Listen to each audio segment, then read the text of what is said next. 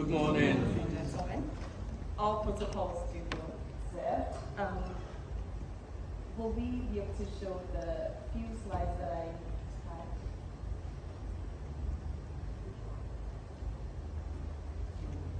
Sorry, just a minute. Okay, whilst they are working on that, so MC, thank you for the elaborate introduction. So yes, I am a professional environmental engineer, and I deem it an honor and a privilege to have the opportunity to be talking to youth and also, I'll say, leaders, current leaders, future leaders in this auditorium. And I'll say that, this is a great opportunity because some of the things that I talk in my bedroom, this is the time that I have to share it with every one of you here so that together we can develop Ghana. Okay, next slide. So, the theme for this conference is Uniting to Build Ghana. And I have a question for you. Sorry, I'm not doing this by myself, we are doing it together. Okay, we are presenting together, so I'll need some feedback. What is your vision of a developed country? When you think of a developed country, what comes to your mind? Because we need to have a good picture, right? And then we work towards it. Do you agree? Yes. Mm-hmm. Yes. So, any idea? Anybody wants to volunteer? If you think of the future of Ghana, what comes to your mind? Any volunteer? Good roads. Yes. Yeah, clean environment. Thank you. Clean environment, absolutely. And unfortunately, when you listen to the discourse that goes on about developing Ghana or some of the key areas that I'll say the conversation center on, you hear economy, right? You hear infrastructure. Barely do you hear serious discussions on environmental issues. Will you agree? Mm-hmm. But today I want to use the opportunity to, I'll say that, help all of us here to understand the link between the environment and even the things that we talk about. Because I think as an environmental person, I see how we spend a lot of time talking about the symptoms and not paying attention to the underlying factors, okay? And as leaders and future leaders, if we understand how things are linked, then when we are thinking of the ideas and the solutions, we are not thinking of solutions that will treat symptoms, but solutions that are actually addressing the issues at the roots, okay? So, next slide. So, why should we center or focus environmental stewardship at the heart of our development? One, it has a direct impact on health. How many of you have had, I know that when I ask or when we discuss how environmental issues affect health, most of you will be aware of how waterborne diseases, spread and how people can get sick if the environment is dirty and all of that. But last December, I had a very interesting conversation with a medical doctor in the US.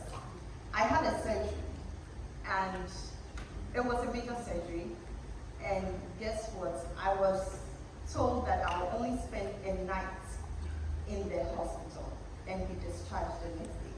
In my mind, I was like, this is a major surgery. Why would you discharge me just a night? I want to stay here for a little while to make sure that everything is okay. But the doctor insisted just one night is good. So I went home, and then this medical doctor friend came and we were talking. And she said, Julia, do you know why in the United States, the length of stay in the hospitals is shorter than other areas like Ghana? I was like, no. She said, because of the less possibility of infection. So in Ghana or in other African countries where the environment is bad, if you are released a day after your surgery, chances that you have an infection is high. So those of you, I'm sure everybody might have had an uncle, an auntie, a parent who probably was denied a bed or admission at the hospital because there was lack of beds, right? Lack of beds. is because someone has to stay at the hospital for a longer time. Because if the person is discharged early, there is a possibility of infection. So when we are thinking of development, when we are thinking of uniting, coming together to develop Ghana or to build Ghana, do not think of improving health infrastructure as just expanding hospitals and building a lot of hospitals and giving access to people, but also understanding that whilst you increase certain number of hospitals, you also need to invest in environmental sanitation. So that instead of building 2 hospitals, you can probably build 1, improve sanitation, and people will not need to stay in the hospital for long. Are we on the same page? So as future leaders, that is the understanding I want you to have. That is the education I want you to have. And as an environmental engineer, I believe that's my responsibility to educate and to expose you to some of these facts so that we will not repeat the current system that we have where we are only treating symptoms, but we treat issues, we develop solutions for the underlying problems, okay? And there is also an impact on the economy, and I believe that most of you will be aware. Now, currently, with the state of land degradation, it's estimated that we are losing close to $54 billion in just recent years alone due to land degradation. And another effect of land degradation is food insecurity. So now when you go to the market and food prices are high, don't just think that, oh, the economy is so bad, the government is so bad. Food prices are also high because there are fewer lands available to grow, because most of the lands have been degraded due to all sorts of issues. And so if you think of demand and supply, there is a lot of demand for food products, but there is not enough production, so that is going to increase prices, okay? So if there is anything you take from here, it should be the desire to understand issues at the roots and develop solutions to address the roots, okay? And then the last one is increased inequality. If we don't center environmental stewardship at the heart of our development, then we are going to widen the gap between the poor and the rich. Because when you are poor, not only will you not have access to food and basic things, but then you're also going to be in the more polluted areas. And that is going to mean that you're going to be more likely to fall sick, and the cycle is going to go on and on. And I needed to bring this up because one of AGY's mission is to eradicate poverty. And I want us to understand some of these things so that if you're thinking of eradicating poverty, then we should also center environmental stewardship in some of our systems, okay? In the next slide. I'll not go so much into our problems. We already know the environmental issues that are affecting the country as of now.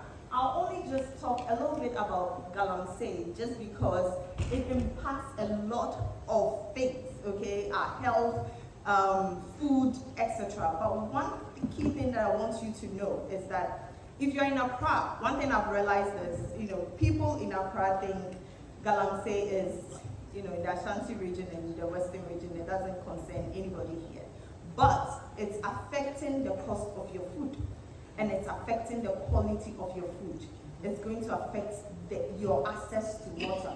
Currently, a lot of farmers are crying because they can't, they don't have good we don't have good pattern of rainfall. So irrigation is a big problem. It's a big thing that we need to invest in. But if we are destroying all the rivers, what are you going to use to irrigate the food crops that we have?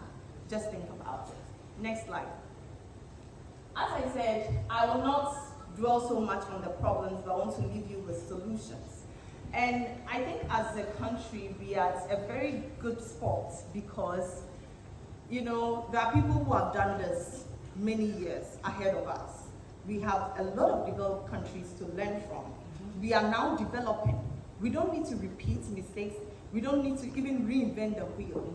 All we need to know, all we need to do is to learn and think of solutions that we can bring here to help our issues.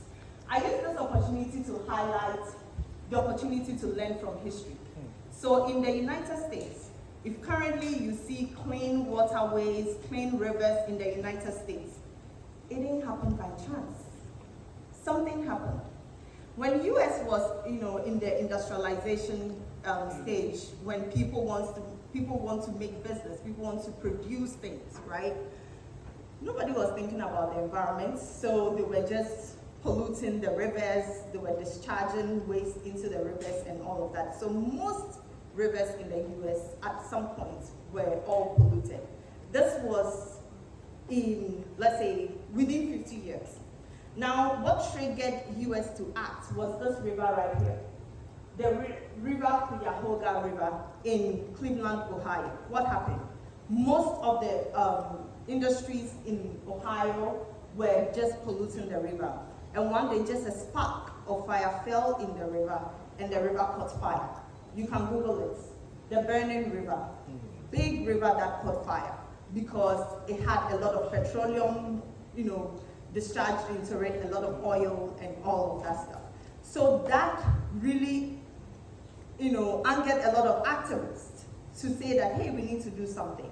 And then the US decided to have what we call the Clean Water Act in 1972.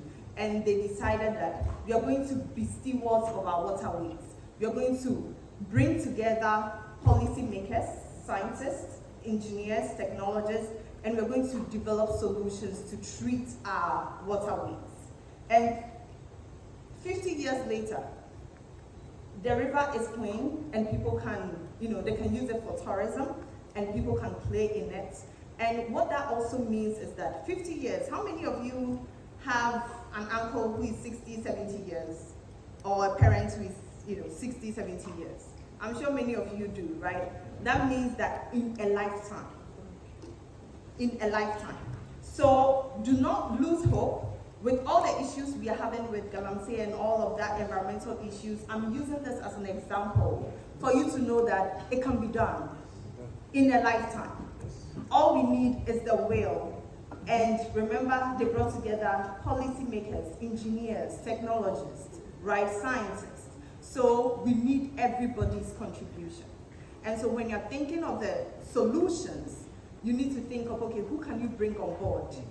History is there for us to learn. This is a good example that we can look at to develop solutions that will suit our current situations. The next slide. And I also want to highlight additional opportunities. Besides cleaning rivers, there's also a lot of opportunities in the environmental space. The environmental industry, or even just waste management alone, is a multi-billion-dollar business, okay? So we need the next just funds in this room. And so when you're thinking of businesses, do not just think of real estate, because I think right now, everybody is thinking of real estate as a means to make money, but we can make a lot of money from waste as well. This fertilizer you see here on the left, it is called Music City Gold, and it is organic fertilizer. We, as a country, currently do not generate organic fertilizer from our human waste. But imagine if we are thinking of a resource that we can use all the time. Who knows when human beings are going to stop pooping? We are always going to poop. So long as we eat, we will poop. And we have to take care of it. Instead of disposing it somewhere, we can convert it into a usable organic fertilizer. This is done. This is not theory. This is my client, City of Nashville, the capital of Tennessee. They produce this organic fertilizer called Music City Gold that is sold to farmers and it's used in backyard gardens, wherever. So ideas, solutions for our problems. We have examples to learn from. Plastic waste, I will not go into it. There are a lot of innovations in that space. But this is your time to think. This is your time to read. This is your time to learn from history so that together we can develop solutions for our country. And I want to give a shout out to Basta Boys because I've been following the great job that they've been doing. It's not everyone who has to do business. Some people have to volunteer. If you're here, if you want to develop Ghana, we need volunteers. And these guys are showing very true patriotism that, gives me goosebumps whenever I see their work. And so if anybody here knows Basta Boys, just tell them that we really acknowledge all the work that they are doing, and we hope that more Ghanaians will even learn.